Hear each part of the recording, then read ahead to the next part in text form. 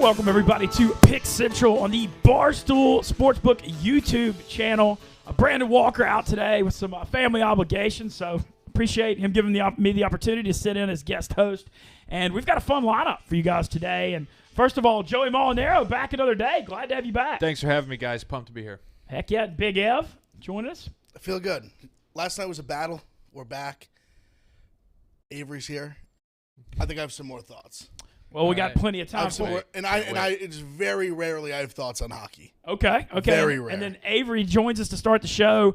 Rico currently has other obligations for the first 15 minutes. We'll be in here in a little bit.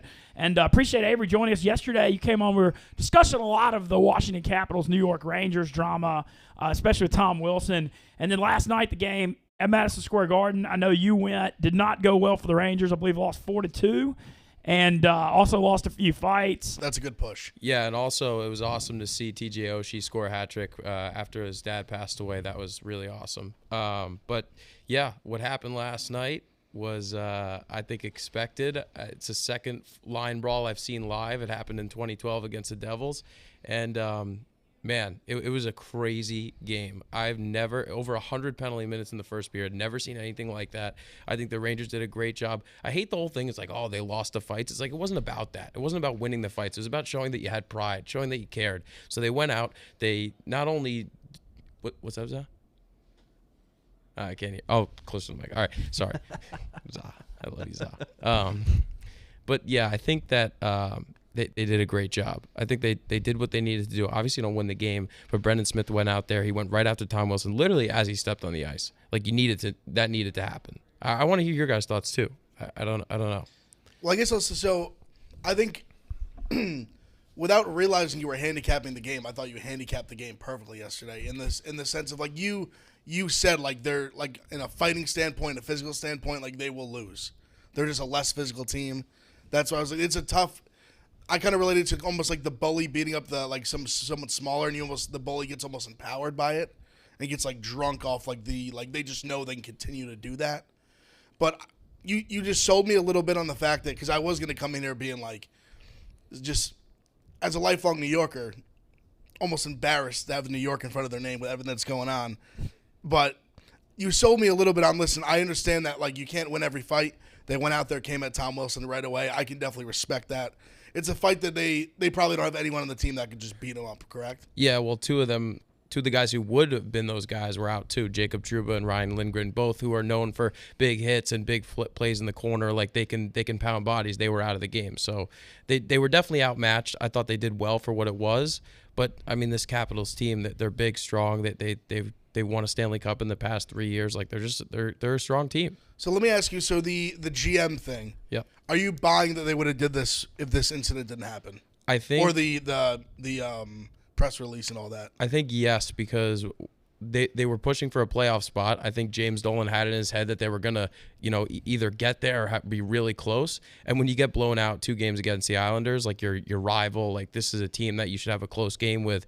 They get shut out in both games. It's like James Dolan was probably like, I don't see this going anywhere, which is absolutely crazy. Like I think talent they have. Yeah, I think that lunatic should be fired, but that's beyond the point. Honestly, that was the point I was getting to, because my understanding is that they've had 2 like super high draft picks. Yeah, they're building this like young core that could be good for the future.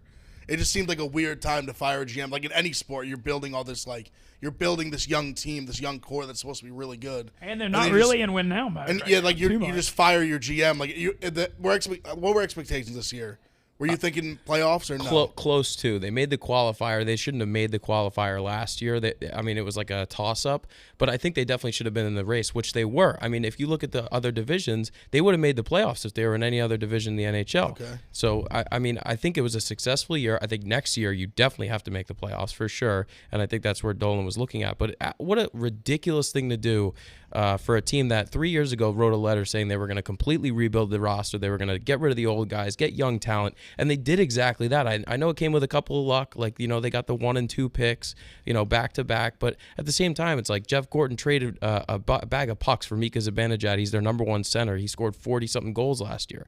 It's absolutely ridiculous. I don't know. I've never seen it in sports. You have a president who got Artemi Panarin to take less money to come to your team, a superstar, to come to the New York Rangers. Finally, they had Henrik Lundqvist for 10-plus years. They never had a superstar forward. They finally get the superstar forward, and then you fire the guy. It makes no sense. The only sense it is James Dolan, brother. Yeah, exactly. As a Knicks fan, I can relate. It's James Dolan is just like he has to fuck something up. Yeah. The Knicks things are going too well for the Knicks. He had to fuck something up. The Rangers have been the one thing that he's kind of been they've been like a solid franchise at least the last like 10, 20 years. They've been like solid, right? I mean, they've been in a couple Stanley Cups. I mean, they've been a competitive team that the Knicks have really not been until this year, and then in like 2013 was the last time they even had a above 500 record. He just he has to fuck things up. He doesn't know anything else. Yeah. He's just the absolute worst human being on the planet. I hope for your sake that he does.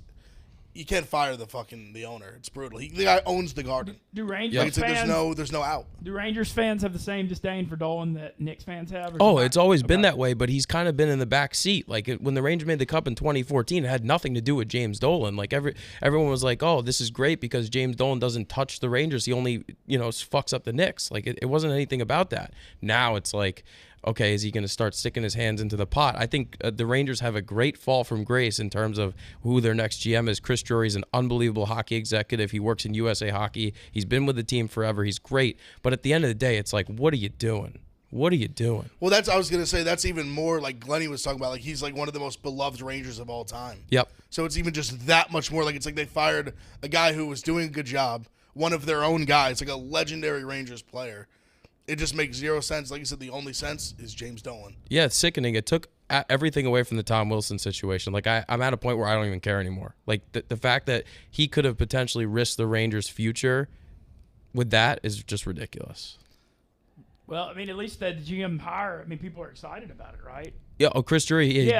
That's the one thing. It's like very weird to fire the GM, but at least it was obvious they had the guy they wanted. Yeah, so he's been with the team. He was an associate GM. He actually just got promoted this year to like a bigger role as an associate GM. But now it's like, he's technically the president. I know Glenn Sather still has his hands and stuff. Glenn Sather 3 years ago said he was going to retire and that he was going to transition out. Now he's like helping Chris Drury. It's like, let the guy go. He's like the old head in the organization. It's like they're talking about grit now. You don't need grit in this league. I get you need a couple guys here and there, but Tom Wilson's like the last of the Messiah in terms of like these gritty hockey players. It's like the league is changing. Yeah, it's like how the NFL phased out the hard-hitting safeties too, in a way. Yeah, exactly. The league is changing. You got so many young players, so much young talent. I don't get what this whole grit thing is. I get in the playoffs there's a lot more, banging bodies and stuff like this, but skill is taking over, man. Well, I was going to bring that up because honestly, it's funny. Like I said, I don't watch much hockey. Last night I was doing some reading, I was doing some research, and I was like, so many teams they were using the Maple Leafs as an example of kind of the team that has all this skill, but they lose in the playoffs because they don't have grit, or they're just not that toughness kind of gets you. And I think the NFL is kind of similar, where it's like offense sells tickets, and now the game is being pushed more and more and more offense. But a good defense still will win 10 times out of 10. See Tampa. Like you said, like they have the good offense too, but if you have a strong defense, like you will be a good football team. Do you think that's like the same? Like that must have some correlation in hockey with the, like skill is obviously what you want, but I feel like you got to have that blend of both. Yeah, I think you definitely need that, and it's hard to expect it out of the youngest team in the NHL, which are the Rangers. I mean, I think their average age this year is 23 years old. Their veterans on the team are like 28 years old. It's insane. But the Lightning have the best goalie in the NHL, Andrei Vasilevsky. He's unbelievable, lights out. I think goalies are actually turning into the running back of the NHL because you pay these guys like Bobrovsky, look in Florida, they paid him a shit ton of money, and the two backup goalies are the two best young goalies in the NHL. Wow. And he's just sitting there, getting paid all this money, and they're using these other guys. So defense definitely does win. You need a solid top four, and I think the Rangers have that. I do think that the Rangers are building a roster where these like third, fourth line guys can still bang the body. They're still big. You got Morgan Barron coming up. He's a huge guy. But at the end of the day, you need the skill guys to win the game. The Rangers have had it, and the Rangers made the Stanley Cup And I bet you if they had Artemi Panarin in 2014, they win. Like, you need the skill guys for sure. Absolutely, it's a skill game. What was the atmosphere like in the Garden last night? Were they like 20 or 25%?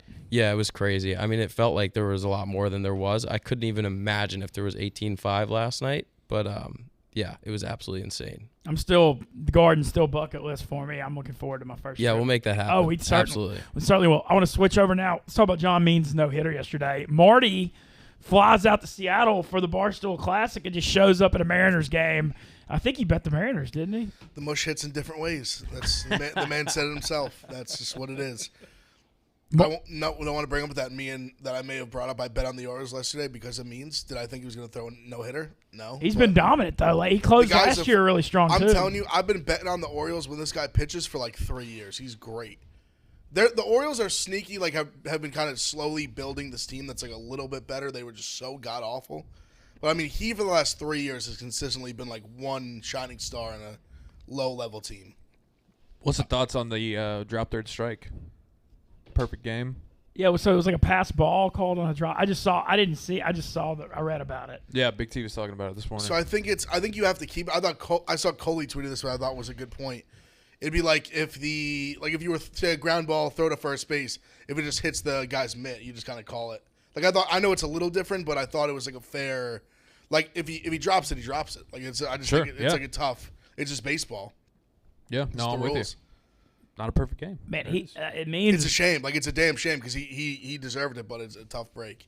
The Orioles have been a little, nobody expected them to be anything, but they've been more competitive than people thought. They've been one of those sneaky teams. Like I bet I'd love to see what they are. Like if you just keep betting them as dogs, because they always seem to me like they're always kind of a live dog.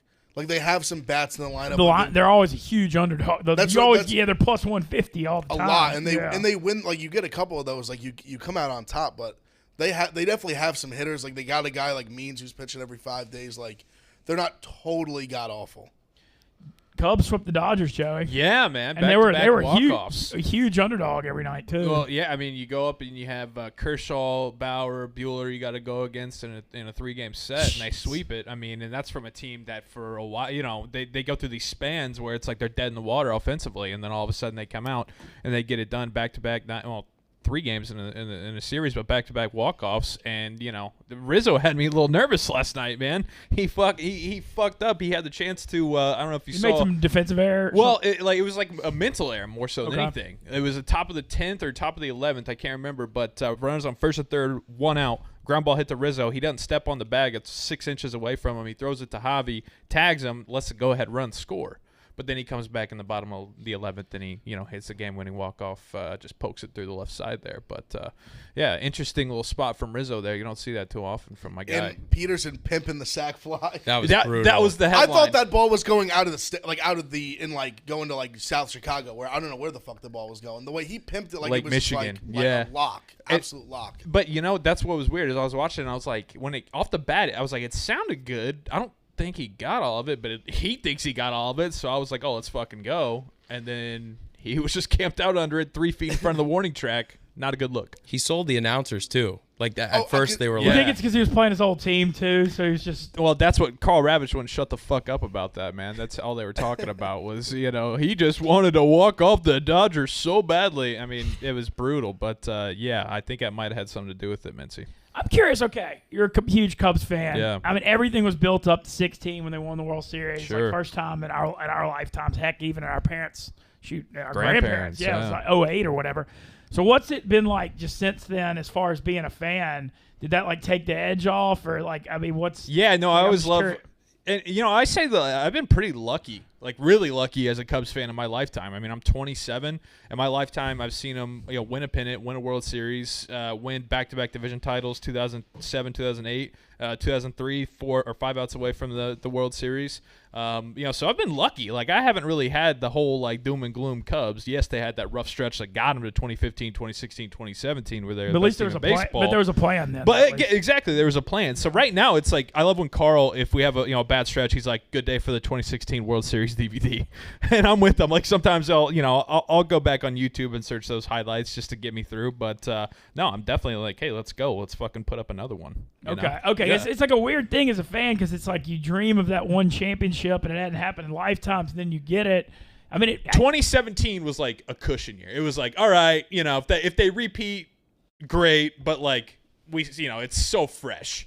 But then 2018, ever since you're like, all right, that was nice, but we want more. We want another. Well, I think it was Ohio State football was like. Well, that they were. Well, I think with the Cubs, it was like they were just so ahead of schedule. Mm-hmm. Like they put together this team, and they were so young. Like all their star players really weren't making any money yet, because they literally had like essentially just got them up to the big leagues, and they all just hit like Javi, Rizzo, Bryant. Like they all were just like smash hit winners. You win right away like that. They make the Chapman Glaber, which was a great deal for both sides. You win a championship, that's always a win. Absolutely. We get a legit player win. Like just they won so early, so it's like so interesting now. And now, I hear so much going on with the Cubs that they don't want to pay these guys. Like the Rizzo offer I heard before the season was like insulting. I thought. Yeah, for like, sure. And he's just kind of been like he's like in the corner. Is he the captain? Is he like he's officially there? Yeah.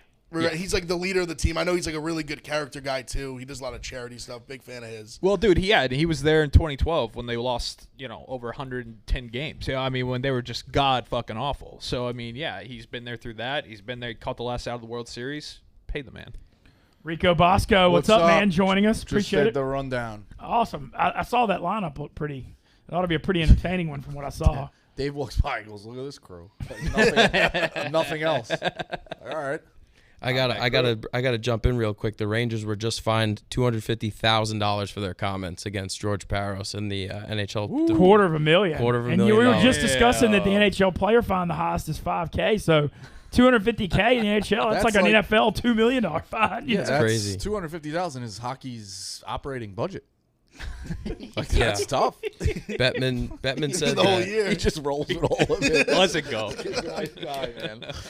Bettman said that public comments of nature issued by the Rangers that were personal in nature of demeaning of a league executive will not be tolerated. I would say how much. So then, what are the fines going to be on the fist fight that just broke out? Nothing. 2,500. Just fucking slap on the wrist. Well, they're out of money, so. How much do you think like if like the Giants, just any NFL team, if they put out a similar statement about Goodell or like $2 million or like the NFL's head of player safety, how much do you think the fine is? Five. I was gonna say $5 million. Goodell's a psychopath. Draft picks Probably. too. You think? Dock 'em. You also got to remember who you're dealing with. I mean, Goodell's a psychopath. Well, that's what I'm saying. Yeah. I mean, $250 in hockey seems. That's a lot for That's a hockey. shit ton. That's a if lot. If the most you can get fined is $5,000. Just from a statement, too. That's insane. That's wild. Well, I think it was just literally saying directly, like naming the head of player safety and saying he's unfit for his position. It's crazy. Sets a precedent because then you can go after basically anybody you want. Yeah. And then. Rico, we discussed this on our little text thread earlier. I want to talk some NBA today with you because one thing I want to get to, I think, is a topic. We got like a week left in the season, right? I think we're down to 5-6 games. Yep. There's a bunch of teams that just completely don't give a shit and are losing by 30 or 40 a night. I think for just our gambling following, we should probably identify those because they're certain. And the Rockets hadn't cared for a while. No. The Thunder. Joey said the Thunder. They lost like what? It was like 152 to like 97 or something. The Pacers won the other night. Yeah, it was like they lost by like 67 or something. Yeah, Domas Sabonis had a triple double in the first half. I mean, it's the ridiculous. Cavs and Magic, I think, are on this list too. Yeah, from what I'm seeing, for sure. There's certain teams though. I mean, they're getting huge lines, but they're literally not trying and fighting for draft picks at this point. And so I feel like we got to at least acknowledge. Pistons got to be on that list too. Yes. Right? Yeah, Pistons, Rockets are like Rockets and Thunder are like 1A, 1B. Yeah, the Thunder thing is they've got so many picks coming up too, but they had such a good year with Paul and Donovan last year, and then they just. Honestly, I'm more. What do you guys think of like do you? So I've been saying all year that I think the NBA's are so chalk. Like I'm starting to get sold a little bit on the Suns. Yeah, the thing that's been interesting is they're finally getting. They're starting to sell me that they actually could like challenge the Lakers a little bit, just a little bit. The thing on the Suns were they were like top 2 in the West, and they were still like 30-1 to win the title forever. There was just no respect, and now it's down to I'm seeing 12 or 16-1. Even that's still really high considering like they have a really good chance like they're gonna find themselves probably in the conference finals. They line up to be the what, 3? The Suns are the 1 right now. They're the 1, yeah. They're the 1. They have the best record. So what's weird is the Lakers could fall anywhere. LeBron's sitting out a couple games, resting his ankle for the playoff run, which makes total sense. But Am I looking at the wrong thing? I have the 47-19, and I have the Jazz 48-18. Okay, never mind. They're second. They right jumped the there. Jazz. Yeah. No, they jumped the yeah. Jazz the other day when they beat them, but they lost it back. Yeah, well, that's my pick. The Jazz is 7-1. What To win the whole thing. See, you'd rather take the Jazz than the Suns? I'm going to take I didn't want to take credit for it because you took the Suns, but those are the 2 that jumped out to me. It's weird for me because I guess I'm Especially if gonna be you honest. avoid the Lakers till the conference finals. Yeah, I'll take the Suns and hedge. I'll just be totally honest. I'm not giving the Jazz any respect. If they prove me wrong, they prove me wrong. I kind of feel the same way. I'm not I giving feel like them. good. They've been a great I'm season really team like for a while. I'm really not giving them a shot to make like serious All right. noise. I just think like they go against the Lakers, sweep. Yeah. 5 games. What's interesting on the Lakers front is where are they going to land, because it's a big cluster in Yep. there, and you'd rather be the 2 if the Lakers, you'd rather be the 2 seed than have to deal with the Lakers in the 4-5 in that second round. Oh, absolutely. I mean, it's not even close. For sure. And so I'm really For sure. curious to where they're going to land. LeBron's sitting out a couple games with the ankle. They're just being careful. I'm not reading. Are y'all? I mean, I know the media is trying to do their traditional as LeBron declining and all that. I'm not going down that road. I'm just speaking from experience in the Eastern Conference with the Pacers fan.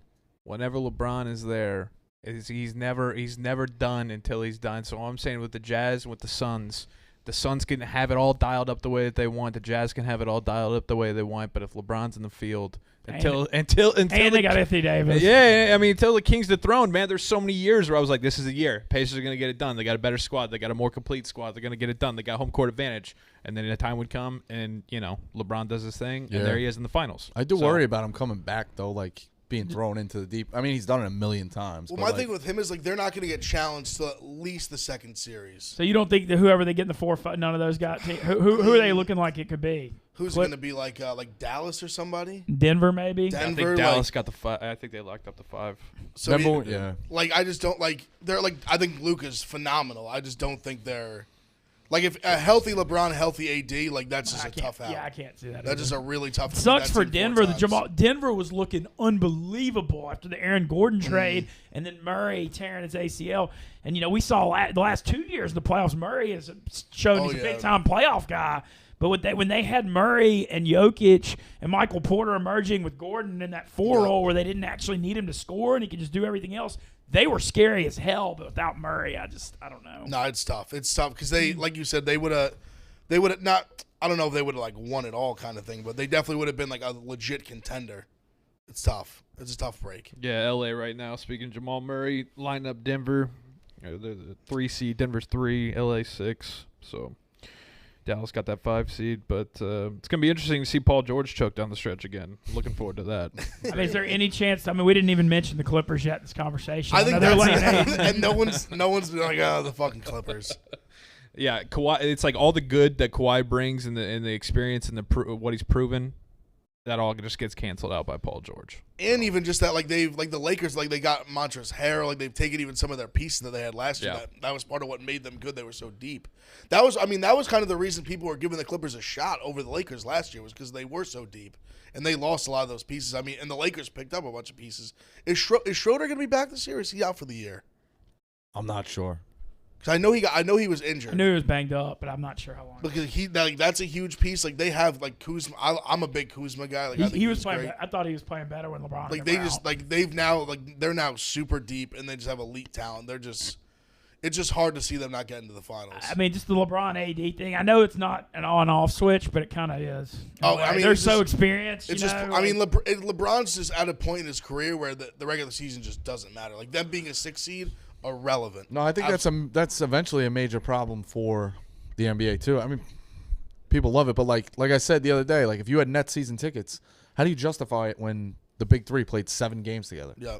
You know, like they don't really care. They're just they'll tell you either pay or don't because somebody else is gonna fucking Also, the Nets fill just the don't seat. have, the Nets don't have fans, but Right. Well, that's the thing. Yeah, obviously nobody had fans this year. What I mean, but in a normal year, like that's a major. It's not going to happen next Also, year. they don't get- I think Big Ev meant that they literally barely, don't I have meant they fans. like everybody, Okay. they barely have fans You're right. watching at home. You're right. You're right. You're right.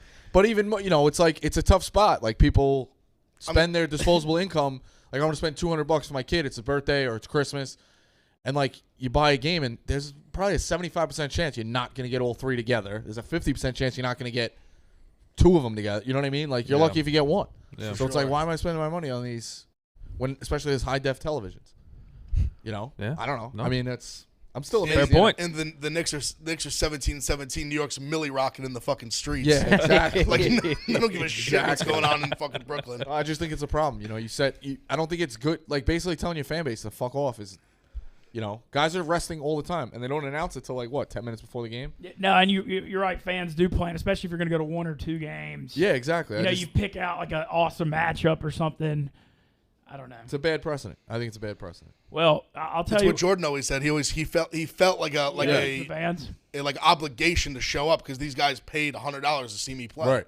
It's the one chance I'm here one time, especially on the road. I mean, these guys are making like $500K a game too. Oh, of course. I think it's yeah. it's probably worth mentioning. But you know, it's all about saving for the playoffs. The NBA playoffs are a grueling. Playoffs marathon. are great. I just can't get excited about the regular season. I mean, Knowing the that, first you round's know? 4 out of 7 now. I mean, Yep. you're looking at 20 to 28 games. The playoffs, if you win it all. So I understand with the 82 games, that's a lot of basketball.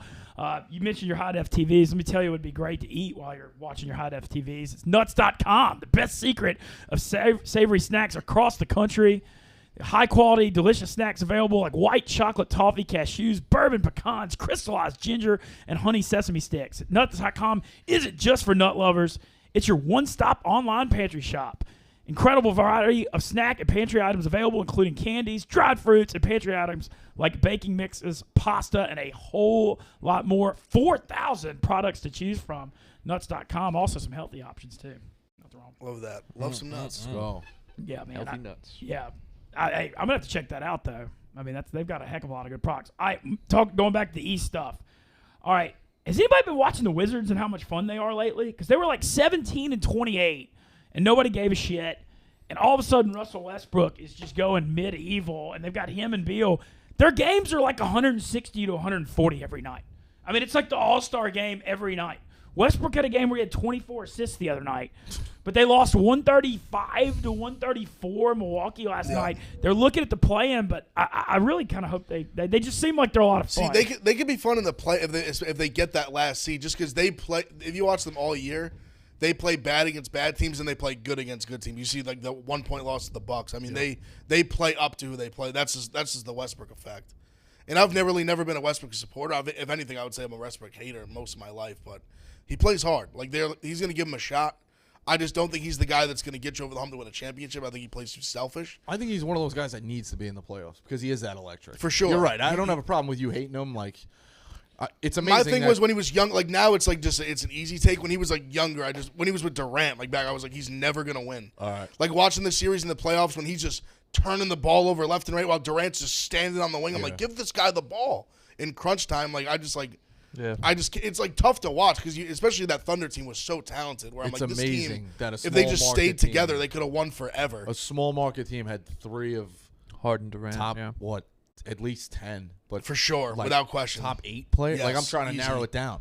Yep. Like the small market team has I mean, 3. Harden was a 6. stars. Harden came off the bench. And completely organically draft him and Ibaka. Like you had like Ibaka 4 was like awesome. strong pieces, really strong pieces. Are those 3 Hall of Famers? I don't want to speak out of turn. Easy. They NBA are, Hall right? of Fame's All not three. easy. All three, Easy. right? All Okay. 3. I didn't Easy. want to overstep, but Easy. they're Hall of Famers, For sure. and they're in Oklahoma City.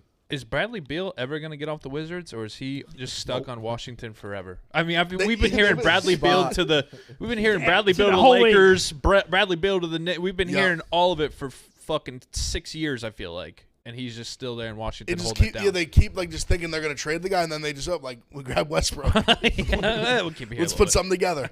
And the Westbrook John Him and Wall, Raul Neto and the fucking Westbrook John Wall thing's working out. I mean, the Wizards hadn't been relevant in a while. Yeah, I mean they needed. Westbrook I think definitely fits better with Beal's game, but they could be if they get that 8th spot, like they'll be a fun team against the Bucks, I guess. Bucks are the Nets, right? Yeah, Sixers. So Oh, the Sixers. That's right. the The Bucks Sixers. are the 3. It's Sixers. Sixers Nets. I think Bucks are the 3. That's right. Probably the Sixers. Sixers are another team I'm just not buying. They're the Clippers of the East. You think? They're just they. It's all on the Embiid. If Embiid just can stay healthy, Sixers the whole have time. been in the I'm with playoffs you. a long time. They're one of those teams like Spot on, you just. Rico. No, I agree. It's just one of those things like you've seen it time and time again. I'm not getting excited about it until they get over the hump. Yeah, you just keep seeing it. They they're always in lose. the playoffs. They lose in the second round. They're a good market to have a big playoff series. Like Philly should be in. It's a basketball city. Like they give a shit. Good fan base relatively. It's good to watch them in a 7-game series. But yeah, you're right. They're just not Celtics. I need to see it. You got to They see just it with don't your get own over the eyes. hump. They And just- I mean, the Celtics this year I don't know what the fuck happened to them. Weird. But they're a team that they'll be a tough out. I think playoff time. I still think they'll be a tough out. Well, I meant it felt like the Celtics beat the Sixers every year. I could be wrong. No, but I it mean always- they did. They I did, feel like right? they do. Yeah, okay. I feel like the Celtics, the Stevens era, it's like in playoffs, he shows up big because he's such a good coach, makes adjustments over the 7-game series, and they're a really tough underdog, but they kind of stink in games they're supposed to win. Yeah, They've been weird. It's been like that under him for a while. I mean, this year they've just been very because they have a lot of talent and they have young talent, but it's like they are still young. But I think it's one of those things now that you keep seeing like they keep being there, and like this year they really regressed a little bit as a team. It just makes you think like it's just what's it going to be for the future? They've had talks about even like potentially trading Jaylen Brown. I don't know how much they actually considered that, but it's been talked about because Tatum's the guy. But I mean they have a lot of pieces there. It's just a weird dynamic. Like how long can you keep saying like they're young? Aside from Popovich, NBA teams eventually turn on their coach. Do we think they'll turn on Stevens? I mean, I thought that. Because I watched it with Dan. Like the Knicks just stopped playing. Yeah. Like Yeah. when they want a guy out, they're like Melo phones it in. Sure. Other guys phone it in. There are a million ways. So Brad Stevens, yeah, I think he's a great coach, but is he stagnant now? Like has he? I mean, I felt like the Indiana hump was big. Like I once that job became open, and then all the talk with Stevens, I was like, man. I mean, if something doesn't happen there, if he does stay with Boston, then I feel like they got to be really committed to him, and he's got to be committed to them as well. You know what I mean? If he's turning that down, Yeah. So I felt like that was a big hurdle for him to cross. But yeah, I don't know, man. He's been there since 2013. I think the next step though is maybe to just give him Ainge's job. I don't think they're ever going to do that. I don't think that's going to happen. Yeah. I think he'd be out before that happened, honestly. I just don't see like Ainge just kind of like pride himself on being this good GM, even though he's drafted well. Like Tatum was a great pick. Like this swap with the Sixers for Fultz, yeah. and they take Oh, Jaylen yeah. Brown. Yeah. Great pick, obviously great move, just in general. It's just a weird I don't know. I just don't think that's gonna happen. That is a tough thing to do. I just meant like automated control or autonomy. Am I saying? Yeah. Yeah. But that is tough because you're in the locker room and you're like, oh, I really like this guy or I really like this guy drafting. What he brings to you in the locker room is different than the value you should get signing guys. You know what I mean? Like there's no separation of church and state there. Like he's never like, oh, been- we'll pay him the $8 million when he's really worth $6 million. You know, like that's something a GM would be like, nah, guess what? We got to pay. You know, He's like, just never pulled the trigger on that big trade that they've been waiting for like The 6 rumor, years. the Anthony Davis rumors, are Forever. insane in New Orleans. He's just never pulled the trigger on that big move. I almost think GMs get a little too. It's almost like an arrogance a little bit, where they hold these they covet these draft picks so much because they just think like, oh, I'm gonna take this guy instead of I'm gonna pay this guy $3 million for like 4 years each instead of paying Anthony Davis $45 million a year for 5 years. And I think they almost get so lost in it that he's like just trying to do the almost be building like assets. almost and, too Belichickian, which football's a different game than If basketball. you start 22, You gotta players. have You stars. start 22 players. You have to have stars in the NBA. You just aren't going to win. I want to ask about a couple other Eastern Conference teams. First, I know this Knicks thing has been awesome. Everybody's super fired up. Do you think they have a chance to make a run in the playoffs here? Or is it like you're kind of playing with house money with your 1,000%. For sure. playing with It's house if, money. if they 1,000%. lost in the first round, I'd still be like, this was an awesome season. awesome season. I mean, we're probably going to be in the 4 or 5 if things stay. I think the Hawks, which is going to be that should be like a on really fire exciting Really series good to watch. series. But even if they lost first, like if they won a first round series, I'd be ecstatic, absolutely To ecstatic. give these guys significant playoff games that matter is huge. If they can even just get to 5 or 6 in the second round, the conference semis, I'd be like jumping for joy. all these guys need that. It's like, all right, guess we're way ahead of schedule now. It's The thing you can't do though is completely reset the clock and trade all the quarters for $1. Because right now, I agree, we do need a star, but right now it's working and we have the draft picks. Oh, no, see, I think because we're going to have money, I think like we've now set ourselves up where like for the last 5 years, I've joked about how like the Mecca thing is over. Like no one, these kids don't really care about it. But now we've built a team that you'd actually want to come and join, especially for a star like Randall's basically just become an organic star. We have all these young guys like Quickly. We have these role players like Bullock and Alec Burks and these guys, Nerlens Noel, who've kind of came out of nowhere and been great players. We have that open spot. It's just like there for somebody to slide in as a star. The and culture, be that guy. The culture is so good with Rose and Thibodeau that it takes away from the whole Dolan thing. Like Dolan's a lingering issue, but the culture's been so good this year. That's why Durant and Irving went to the Nets, because the culture that they were building was something special. It's like now you got this culture with the Knicks where it's like, who cares if Dolan's the owner? Like, look what they're building right now with their roster. If we had just done this like a year earlier, we would have had all those guys. You It is what it is. You can't say that. But we wouldn't have had this year. Like this year was just, as a Knicks fan, was so fun. But my point though is like, oh, we're gonna go get a star, and they don't get the top one, they don't get the second one, and they trade it all for like Bradley Beal. No, like a guy along those that's the lines. exact name I was going to use. No, if they just went, times. if they just went and traded like picks and Quickly and fucking like they said, all these guys they kept for, saying I'd be pissed. Westbrook, I'd be pissed. Westbrook is a car with some dents and accidents in it. Yep. Like he's on the tail. He's unbelievable. But to trade all the different pieces for Westbrook, I don't think he's the answer. No, I agree 100%. You know? I'd be very upset if they did Right. that. But Because I yeah. love Quickly. That's I what think they've Quickly's a done. long-term, like very good NBA player. I don't want him going anywhere. RJ Barrett's been fucking amazing this year. Like, He's turned into a I don't player. want him going anywhere. Like he should be untouchable. I think Quickly should be untouchable. As long as they make a trade and don't like, you're not going to get a star if you don't give up those guys.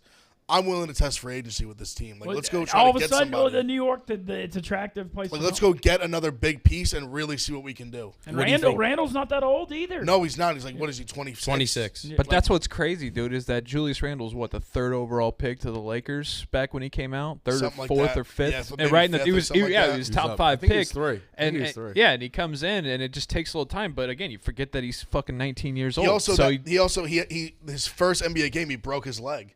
there you People go. forget that he was yeah, like yeah. a bad break, like with the air cast. Yeah. Nobody Missed the has. whole year. Dude, Nobody has yeah. any. He missed his entire rookie year. They don't have any patience for guys like that. Draft picks. That's none. it. The guy broke his leg. They were just kind of like, well, they were also in the spot too that they were just like, fucking just trade everybody for Davis. Right. He goes to the Pelicans, then we sign him for kind of nothing, and he becomes this amazing player. Which, I loved him. I mean, at Kentucky, he was unbelievable. No, and then he tore. Remember, he had And- a whole huge knee injury his first year with the Lakers. That's why I Right, said yeah, he that's like right. snapped his leg first game. I mean, it was horrible, and it kind of set him. How about Derrick Rose, man? He is so fun to It's watch. great. Like getting him has been awesome. Like, and that's going to be huge in the for a playoff series, having a guy like that. Yep. And just with Thibodeau, like Thibodeau loves him. He loves Thibodeau. Like it just works. Are you I'm glad surprised that- though? Are you surprised though with Thibodeau? Like when he got brought in, I feel like everybody was just like, "Oh, he's gonna fucking run these Shit, guys I wanted into the I ground." wanted the Pelicans to get him bad. Yeah, it's one of those things. I get. We'll see in like a couple of years how much Yeah. the guys still like Thibodeau because I think he's one of those guys where like if you buy in early, like he's great. And I think having like a Taj Gibson, having Derrick Rose, like having these guys that have had success with him, I think it makes it easier. Like they can kind of talk to the young guys, like buy into this. Like we won a lot of games in Chicago. If D Rose doesn't tear his knee, like we might win championships.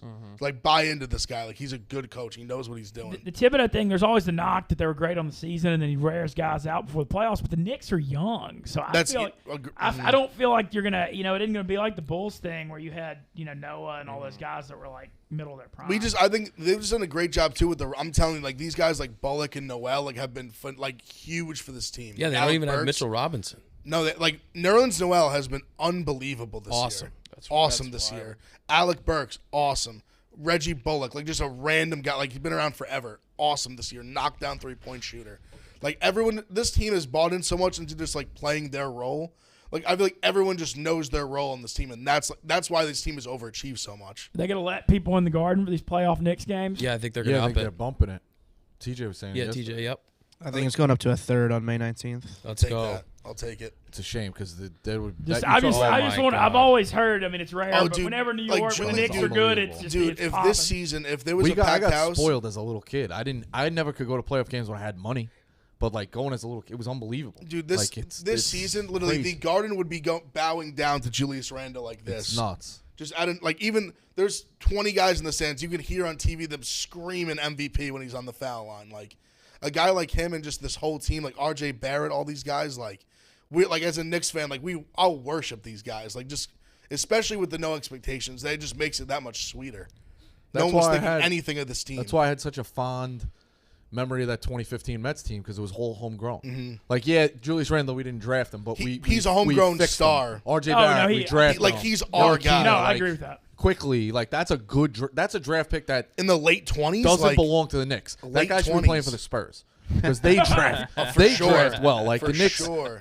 things are optimistic. You're like, you know what? It's all working. You just hope Dolan doesn't fuck around because the little thing that people forget: the last time the Knicks were good, the whole world knew Melo was coming. I know, and they traded all their good role players.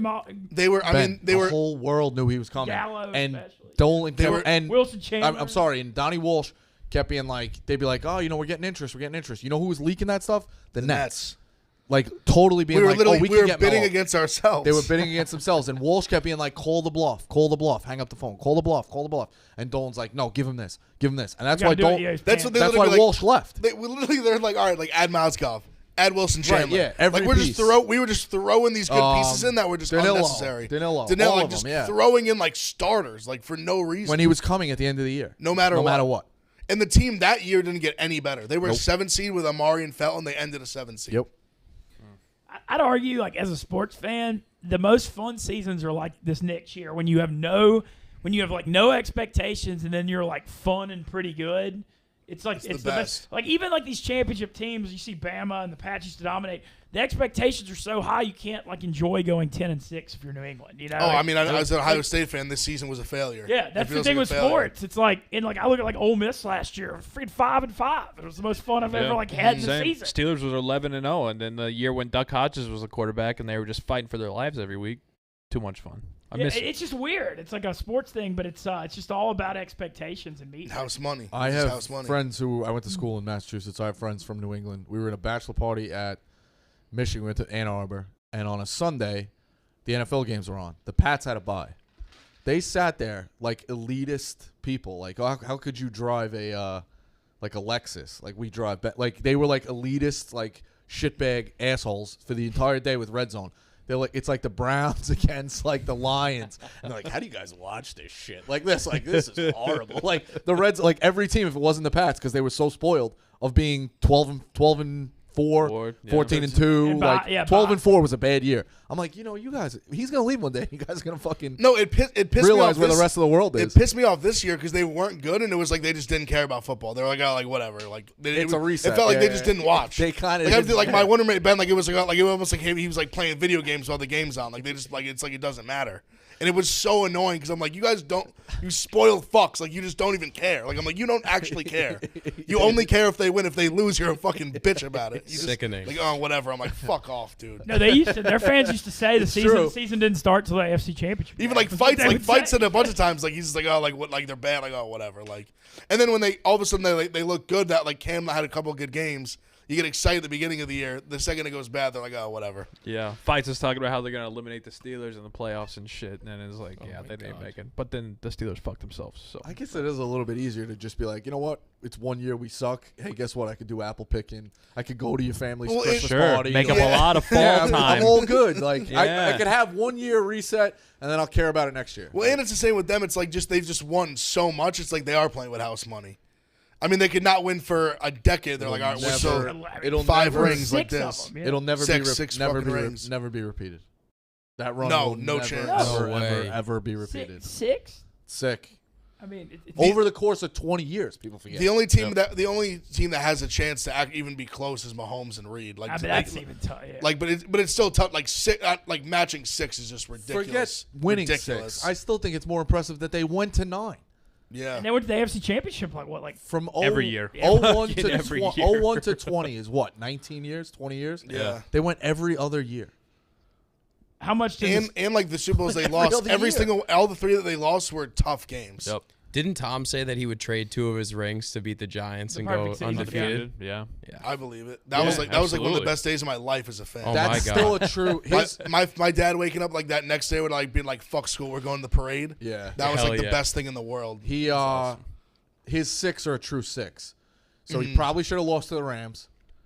Probably should have lost to the Seahawks and the Falcons when you look at the breaks that they got late. they Let's definitely say. should have lost the It- Falcons. Yeah. God, they were getting, So they were I'll getting give the him those shit 3. kicked out of them in that And he game. definitely should have won against the Eagles, the Giants. And You think he should? The Eagles. I mean, they played really Eagles well. They didn't stop them once. They won by 8. That was the biggest margin. We're gonna look back at that as Nick Foles as their quarterback. But no, for sure. But they the Malcolm played Butler awesome. thing Though. Malcolm Butler thing really hurt them. That too. I mean, so See, the way I look at it, Brady has the true 6. Because the Seahawks when it goes back and forth, because people forget so much. The catch that Curse made on the sideline was like ridiculous. Yep. Bobbling on his back and he comes down with it. Because I remember watching that game and just him making that catch and being like, "Oh my God, Brady's gonna lose They're like gonna this lose. again." Yeah. On some crazy catch, he's gonna lose again, just not get the ball back. And then obviously what threw it. happened. Yeah, Sickening. insane.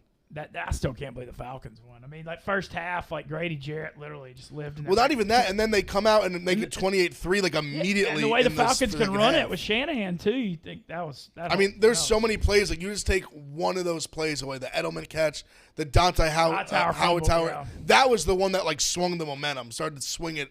They started to really believe again. Like obviously Brady never quit, but I'm saying that like the whole team. You even saw just the sideline. Like they were just like back in it, like mentally. It's tough to come back from that. I can't How much do the Steelers fan like the because the Steelers lost so many playoff games? How much is the championships? How much hatred is there toward the Pats? Yeah, I mean, they're definitely not liked. They hate them. They're definitely not liked. But you know what? I try to remove myself from that, and I just say, I got to tip the cap, man. I mean, I can't hate the man. I can hate the team because they beat my team, but with Tom Brady, I got to just tip the cap, dude. And so I get a lot of shit because they're like, "You're a Steelers fan. How can you like Tom Brady?" I'm like, how can you not, man? Fucking 6th round pick, all that shit ran come like in, a 5.2 40. dominates the NFL, still going. You know what I mean? Like it's unbelievable. For me, it was the Falcons one. That was the one that I stopped. I was like, You just had, yeah. I remember coming back to my frat house and literally like 2 kids that I was good friends with at the house were Patriots fans, and I remember I walked in, and I just saw there. Coincidentally, there happened to be like there was like a big roll of paper towels, and I just ripped a big thing off and just threw it at him. I was like, that was my white towel. I'm like, over. Like, I'm like, that's it. Like, 28-3, like, you got it. Like, he's the king. Like, the Atlanta. There's no, like, fuck Tom Brady anymore. There's no, like, this or that. It's just like, it's over. Oh, dude, in Indy, you got it. In you got Indy, it. trust me, they still find a way. They still find a way to talk about Peyton Manning being better than Tom Brady. And I'm like, you guys are a bunch of fucking sad sacks. Give it up. Yeah, it's just unarguable. It's just unarguable. I think you don't realize the greatness till you're in it. And I talked about it on The Last Dance, which I'm sure people are like gonna be like, "Oh, how could you admit that?" As a suburban kid, like in a family with 2 parents, I'm not afraid to. I'd be lying if I wasn't telling the truth. The Jordan games, I was going to sleep in those games. 97, 90, like, and I think anybody here will say you didn't watch. I wasn't old enough. You didn't watch Jordan, right? I did. There's a big did. thing of like I watch Jordan live all the time. It's like No. all right. They were on If you're- WGN when I watched Yeah, all if of it. you're fine, how old are you? I'm 37. I'm old. Okay, so you're a little bit older than me. But there are also times where you're just a kid. You're downstairs playing with your brother. Like your dad wasn't. If you're not it's not your team. Yep. You're downstairs playing before you know it. Like now it's 9:30. It's in the 4th quarter, or you missed it. You know what I mean? Like when you're an 11, 12-year-old kid, that's what was going on. You didn't have. It wasn't appointment television. So Brady, being a little bit older, I've watched all of them, and it's to revel in that. Like you're never gonna see a guy like that again. It was crazy.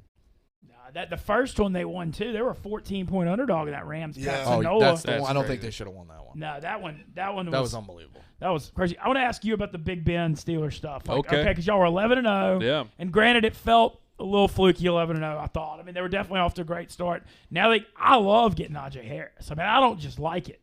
I mean, I think that given the veteran quarterback to help run back, like I was shocked. And look, I'm no NFL draft. I'm not Stephen Shea or Scout.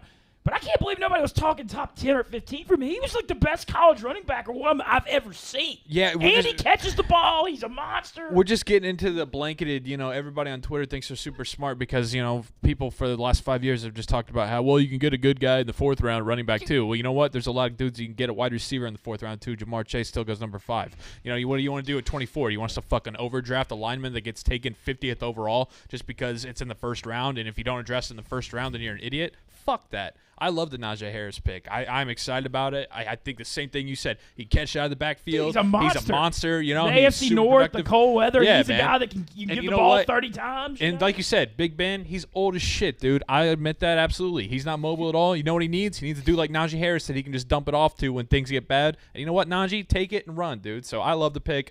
Everybody who's talking about how they'll need to adjust the O-line. You know what they did? They adjusted the O-line in the 3rd, 4th round. So how'd you feel about Villanueva throwing the shot at Juju? Dude, fuck that. You know what? I mean, what's so funny is that Al Villanueva was the worst offensive lineman on our team last year, and then the Ravens like to talk shit about the Steelers' offensive line, and Ravens fans like to talk shit about the Steelers' offensive line, and now they're celebrating when they got our sloppy seconds. They got the worst offensive lineman on our team last year. Now they're all celebrating because he took a shot at Juju. All right, we're going to be the ones laughing when T.J. Watt and Alex Highsmith are coming off the edge against Al Villanueva in the fall. So just think about that. They did trade Orlando Brown too. Crazy. Yeah, you're going from Orlando Brown to Al Villanueva. Yeah, good luck. I thought y'all were going to get J.J. Watt. I never really did. No? That was all, that was fun, like fodder online and everything. But he wanted too much money. He didn't obviously he wanted to go to a nice spot like Arizona. I mean, he even talked about it in his opening press conference. He was like, waking up to 80 degrees and sunny every day ain't bad. That's not happening in Pittsburgh. So, what do you think what's your ideal situation here when Ben finally hangs it up? You buying Mason Rudolph? I liked him at Oklahoma State. No, I'm not buying. Neither am I. I don't know if I'm. No. I mean, he could be a good dude that kind of just a stopgap dude. But I kind of, in a weird way, because so many people in the Steelers community and fandom likes to shit on Big Ben so much for him being the quarterback. I'm like, you know what? You fuckers deserve to have some purgatory time for quarterback, because you've had a quarterback for 17 years that you've been relying on, that's taken you to Super Bowls, that has been a top guy in the league, top 10, whatever, and you like to complain about it. So you know what? You deserve 5 or 6 years of quarterback purgatory where you're bouncing back and forth, like you're talking about with those spoiled New England fans. Yep. You know what I mean? Like all these fans out there, like Cleveland fans, everybody, they know what it's like to have Bears fans. They know what it's like to not have a guy. You know what? You kind of deserve to not have a guy because you like to shit on Big Ben and you want to go to Mason Rudolph, and you forget that Mason Rudolph got benched for Duck Hodges in 2019 for a little bit. So, I don't know what the plan is, Rico. I know that they're going to try to ride it out in 2021, and they're going to make the best that they can to try to do one last shot. But other than that, I think that we're just looking at kind of quarterback purgatory, honestly. Are you opposed to, and they never do this, but bringing in a guy like now Stafford, obviously, but I'm saying a guy with some miles on the tires. So they tried rather than going through the draft. They tried to get Jameis when he went to the Saints last year. Yeah. That was the second. I thought if I were Jameis, I would have gone to pick better chance to play. And everybody talked about like Sam Darnold too, possibly. Obviously now he's in Carolina. They thought Sam Darnold would have been a nice, fit there with, he went to USC with Juju, and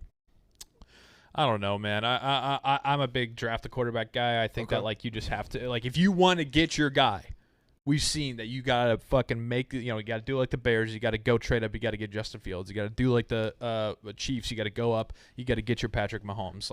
I just think that if you keep stopgapping the quarterbacks, whether it be trade or whether it be free agent, you're always just gonna kind of find yourself middle of the pack. You're gonna find yourself wild card weekend. But it doesn't cost you anything for the guy. If you go and get those guys, for every guy that you go get, there's been 3 or 4 you're wrong on. Josh Rosen. Sure. I'm trying to think of fucking some other busts. I mean, if Zach Wilson's wrong, the Jets reset the clock again for the 4 third years. time. And but at least you got him on the rookie contract though. Those first 4 years. I mean, they were wrong on Darnold. Let's face it. Or they might not be, but for those 3 years, the they were wrong on Darnold Darnold. Joe Brady bounce back could be coming. Yeah, I'm interested. I think Darnold with Joe Brady and Terrace Carolina. Marshall, Christian McCaffrey. Yeah, and DJ Moore went off last year. DJ Moore. Yeah. Either way, they still wasted a 3 or 2 pick, and it's they did. Well, it's like Big Ev with the Giants, man. Daniel Jones, you're like kind of what we got. You're in the same spot as me because I just we're around the same age. They got obviously Eli Roethlisberger the same draft. Yeah. He became the quarterback when I was 8 or 9 years old. I didn't know anything else. Yeah. He was the quarterback when I was 8 years old till I was 24, 25. Yeah. Don't know anything else. So now it's you appreciate it so much more. Even though Eli, he had high highs, low lows, but I wouldn't trade him for anything. Daniel Jones now, it's a weird spot because now he's really, and this is his do or die year, I think, of what we do going forward. But it's just a weird thing, man. Having that quarterback is so big. It's so big. You just can't win without it. You can't. I feel like the Giants, they're trying to do everything they can to give them some guys around them. Kadarius Toney now. I mean, Saquon. Barkley needs to stay healthy. That Barkley's health things. This is his year. Slayton, it's shown his year. If he can't win with what we put around him, I don't know if he's ever. And y'all have invested in the O-line heavily. The defense is good. Everything's there. Hi, friends. MeUndies believes that comfort is about more than what's touching your skin. It's about feeling comfortable in your own skin. That's why MeUndies not only uses sustainable, breathable, soft as heck fabric, but they also give you endless styles to choose from. It's total comfort inside and out. Never leave your couch again with the MeUndies membership, a monthly subscription that sends new pairs right to your door. Each month, you'll choose new undies, socks, or a bralette, and pick the style and color of print that feels the most you. Sounds like fun, right? Plus, every discounted pricing, free shipping, and exclusive early access to new launches. Love your butt and get the membership. To get your first 15% off your order and free shipping, go to MeUndies.com/picks. That's MeUndies.com/picks. And I'm looking forward to getting some MeUndies because I need some new boxers and stuff. And I've been hearing good reviews on it. Guys, we got to get to our picks for the day. I got to give Mush credit. He had the 7-0 start. He went 1-4 yesterday, and he's still way up on all this. What's the over-under when he gives it back? I say May 11th. And you're giving him some credit there. That's 6 days. I mean, he's 2 games. Well, he's 8-4. You're 8-8 in second. I'm doing horrible. I know it too well. It goes real fast. He's going to go real One quick. day you're up 10 units. You look like a week and a half later, you're down 10. You don't even know what happened. Your head's fucking spinning. All right, well, let's go ahead and get to our picks for the day. Joey, our guest, do you have anything you'd like to add for today? Yeah, the only thing I got is I would go with Atlanta. They're -6 right now, and the Pacers are dead. They're fucking dead in the water. That team sucks. That franchise is going nowhere, and they just had a fucking spat last night on the court. So I know Atlanta's coming off a back-to-back, but the Pacers are just dead in the water. So their I like Atlanta. assistant coach just got suspended. Yeah, I think Batate did spat. too. Yeah, it's all they're fucking terrible. Shambles. I guess who wants to go next? I didn't know. I'll go next. Big card today. I love a lot of the day action today in baseball. Got a lot of 1 o'clock action. If there's day sports, I'm all over. I love it. I really feel like I see love you, it. but yeah. I love Day it. games. So I got the Yankees -1.5. I got the Phillies. I got the Nationals. I got the Mets. And I got the Red Sox -1. The Mets is scary. Deep breath. That team, you never know. Like they might Yeah. score 8 runs and they might score 0. I'm Like, back. you just don't I'm back know. around on the Mets. They're a good team, which makes it more frustrating that they stink. And then also some NBA. There's a couple NBA plays I really like. I'm on the Hawks -6 as well. I love the Hawks tonight. I also love the Nets Mavericks over 233.5. And I'm also on the Lakers +8 today. I think they keep it close against the Clippers. No LeBron, but I think they keep it close 80 still. fight, huh? I think they keep it close. All right, Rico, you're Royals.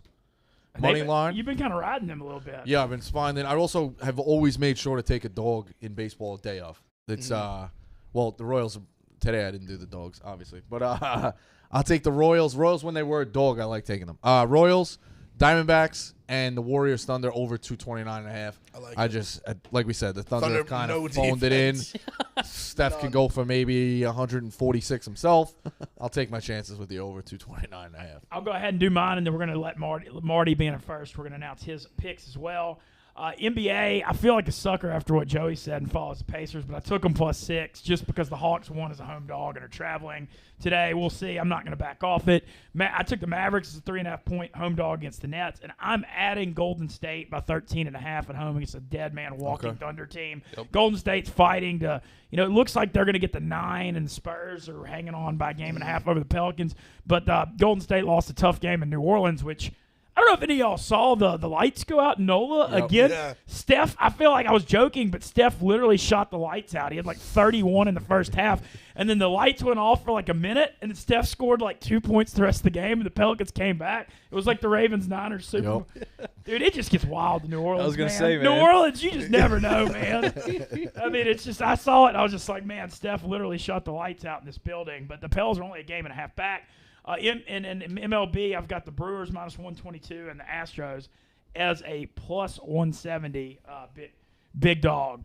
And Marty, we've got Marty's picks here, and he's in first place. He's 8-4. I mean, he went 1-4 yesterday. It's still 8-4. He's got the Yankees -1.5, the Nationals, and and he's got the Oakland Athletics +116. Hey, not too big a juice today for Marty. No, I know. Yeah, he's finding his value. That was just so wild that he ended up with that no-hitter yesterday. Crazy. What's more wild is that Jeff Lowe right now is probably the most liked person in the office, and Marty decides, I'm going to take a shot at him.